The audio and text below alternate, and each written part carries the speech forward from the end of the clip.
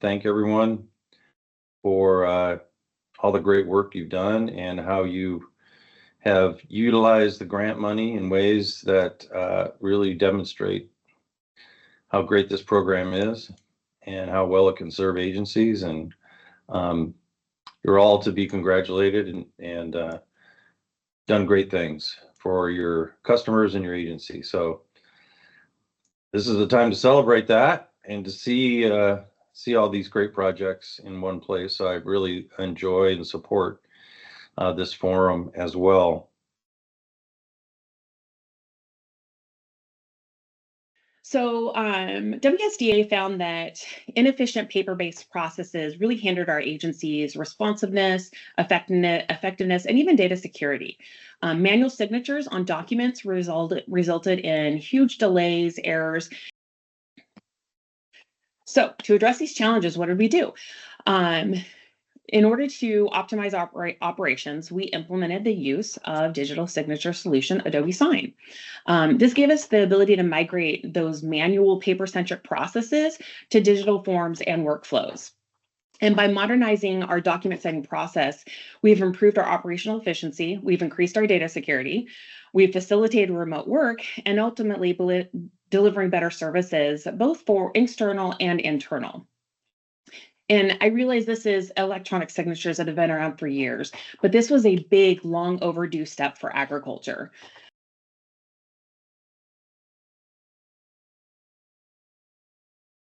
Fish and Wildlife are looking at replacing our legacy commercial licensing system, currently called LIFT, which was last updated in 2013 and is no longer supported. The current system manages over 4,100 commercial licenses annually, but it doesn't support credit card payment processing, online application submissions, or document management, and it has limitations in data reporting. For the solution, our agency is looking to implement a modern, scalable commercial licensing system. The system will include online applications, payment options, and manage user accounts. We expect the new system will reduce staff time by having digital workflows.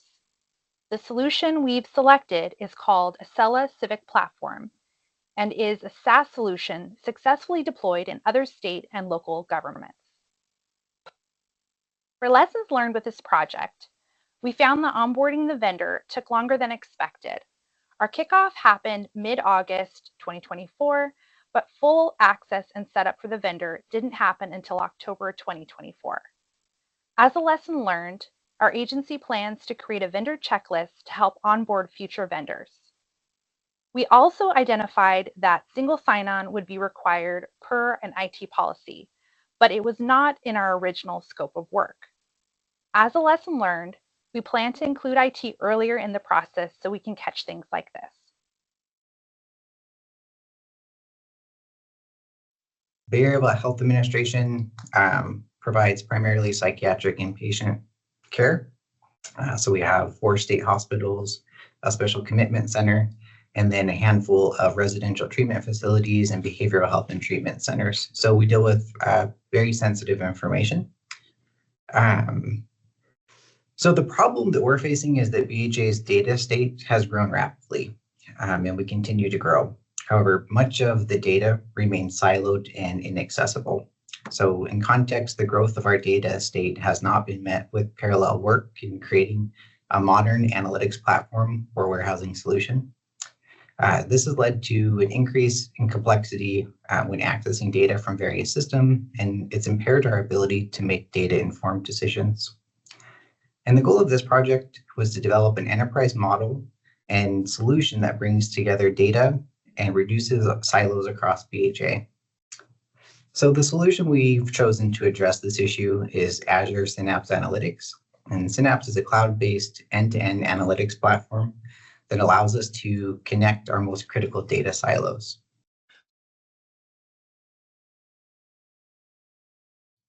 So Airlift Northwest is an affiliate of the University of Washington and became a partially owned entity of the university recently. They have 7 bases throughout the state of Washington where they are a flying ICU, intensive care unit. They are the helicopters that fly critically injured patients from one facility to another, from remote areas to another. They have 7 of those bases here in the Washington state, with a headquarters at Boeing Field. What we found, rolling right into the challenge, was that although these aircraft are providing a very critical medical function to our community, the infrastructure supporting them, the technology supporting them, was really backwards, with legacy network equipment that was end of life. They lacked the required capacity. It was unreliable in some cases, and certainly in some cases unsupported or off-the-shelf type technology versus any sort of network standard type equipment. So our solutions approach shouldn't shock anybody. We really need to replace legacy routers, firewalls, and other network elements that currently support them, with more innovative technology that allows for redundancy, resiliency, and access to the stack of applications that we have.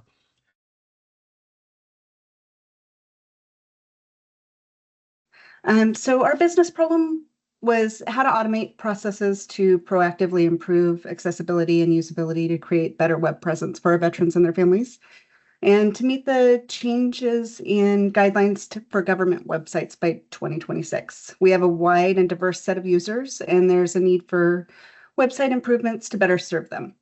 Managing web presences this large can lead to overwhelming challenges for one web manager.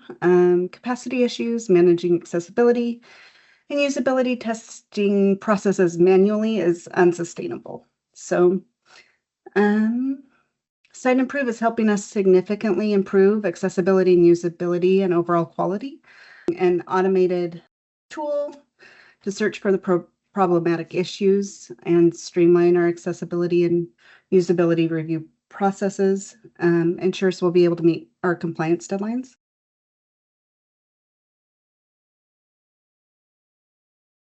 Just a little bit about us. We are one of 2 state funded historical societies. We are governed by RCW 2734, and we've been collecting, preserving, providing access to materials for the taxpayers and the state of Washington since 1916. So we have over 100 years of collections. In 2023, the museum was notified by the Spokane County Fire Marshal that our storage of our nitrate negatives was insufficient and posed a serious safety risk to both staff and visitors. Nitrate negatives are chemically unstable and can spontaneously combust if given the right conditions. They were widely used by photographers from 1889 to the 1950s, and these negatives, like the rest of the materials held in the museum, are held in the trust for the people of Washington state. It is our job as an agency to protect and preserve these materials for future generations. So the findings of the fire department put us in a rock and a hard place. We're forced to contend with balancing the safety risk posed by these negatives and the statutory requirements as outlined in RCW 273470 to protect and preserve these materials for the people of Washington state. So after addressing some immediate storage concerns of the physical negatives, putting them in freezers, removing them from a public space, there was a really clear need. Museum staff needed to pursue a solution for better public access to the images through digitization and secure, safe, long-term digital storage for these images. So the way we have come up with that as a solution is a format transfer. We have over 20,000 nitrate negatives in our freezers. That is too large for this term of a project. So we requested $70,000 to do a pilot project so that we could digitize from these analog negatives, as you see one in this image here. Here are some of the images that we have currently imaged. One is of the Whitman County Fair in Colfax, Washington in 1919, which we had never seen before. And the other is of a veterans picnic right after World War I in Liberty Lake, Washington.